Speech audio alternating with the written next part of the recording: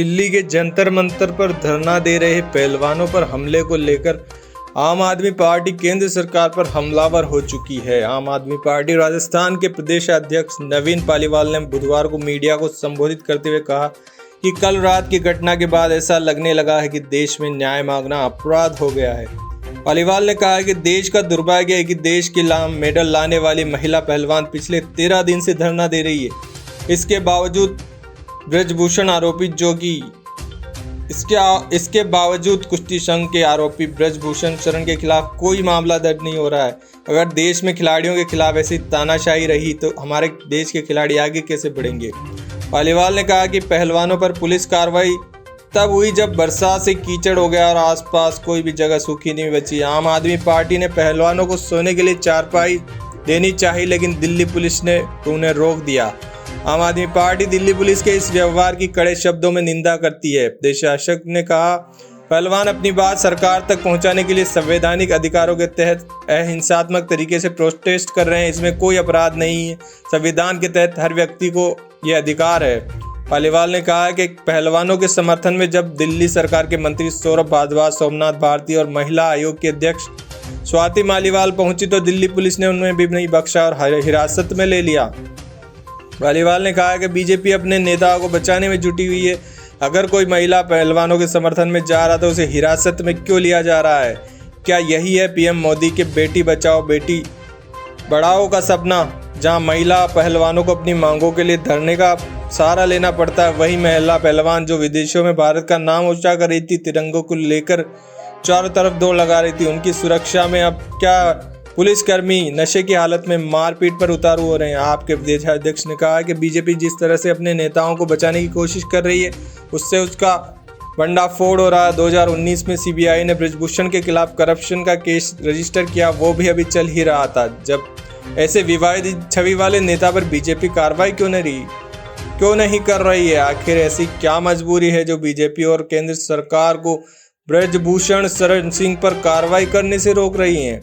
इतना ही नहीं, ये व्यक्ति खुद एक दूसरे व्यक्ति के मर्डर की बात कबूल कर चुका है। इसके बावजूद मोदी सरकार इसे बचाने में लगी हुई है। आम आदमी पार्टी पूरी तरह से महिला पहलवानों के साथ है और पहलवानों को इंसाफ दिलाने के लिए आम आदमी पार्टी सड़कों पर भी उतरने को तैयार है। आम आदमी पार्टी की स्पोर्ट विंग की जिला अध्यक्ष शारदा चौधरी ने कहा कि इतिहास गवाह है, जब जब महिलाओं के साथ अन्याय हुआ है तब तब महाभारत हुई है। इसलिए समय रहते ब्रजभूषण शरण सिंह को गिरफ्तार करके नार्को टेस्ट किया जाए, जिससे दूध का दूध और पानी का पानी हो जाएगा। इसके साथ ही आम आदमी पार्टी ने पूरे देश से अपील करी है कि वे महिला पहलवानों के समर्थन में अपनी आवाज़ उठाएं, क्योंकि यही वक्त है जुल्म के खिलाफ आवाज़ उठाने का। सरकारी महकमों को लेकर कर रहे हैं। देखिए, प्रदेश में 6227 पेट्रोल पंप और राजस्थान के पेट्रोल पंपों ने, जो आज अखबार में न्यूज आई है, 400 करोड़ रुपए पेट्रोल पंप का बकाया है सरकारी महकमों को। इसको लेकर पेट्रोल पंप डीलर एसोसिएशन ने 5 तारीख से सभी सरकारी गाड़ियों को पेट्रोल देने से मना कर दिया। मैं कहना चाहता हूं कि एक तरफ तो राजस्थान सरकार महंगाई राहत शिविर लगा रही है, एक तरफ पटवारी लोग हड़ताल कर रहे हैं। अगर पेट्रोल पंप डीलर भी सरकारी गाड़ियों को पेट्रोल नहीं देंगे तो महंगाई के खिलाफ जो शिविर चल रहा है वो सरकार का कैसे सफल? दूसरी चीज है कि राजस्थान में सबसे महंगा पेट्रोल क्यों है? राजस्थान पे जो है पेट्रोल पे 36% वेट है और डीजल में 26% वेट है, जबकि हमारी पंजाब सरकार है, पंजाब सरकार में पेट्रोल पे 15.15 है और डीजल पे 16.82%। क्या कारण है कि एक आम आदमी को पेट्रोल को लेकर दूसरे प्रदेश में जाना पड़ता है पेट्रोल डीजल डलाने के लिए? और क्या कारण है कि सरकार के पास जब एक व्यापारी समय से जीएसटी देता है और अगर जीएसटी नहीं चुका पाता है तो उस पर उसको पेनल्टी देनी पड़ती है? तो मैं राज्य सरकार से अनुरोध करना चाहता हूं कि राजस्थान की सरकार का ये पैसा जा कहां रहा है? अशोक गहलोत जी बताएं कि क्यों पेट्रोल पंप वालों को जो वो पेट्रोल देते हैं उनको समय पर भुगतान क्यों नहीं करती है सरकार? सरकार बराबर लोन लेती जा रही है। राजस्थान के ऊपर 5,000 करोड़ का कर्जा हो चुका है। आप ये बताइए, चाहे सरकार बीजेपी की हो चाहे सरकार कांग्रेस की हो, दोनों मिलकर जनता को लूट रही हैं। दोनों मिलकर जनता को लूट रही हैं, तो क्यों ऐसा क्यों हो रहा है राजस्थान के अंदर?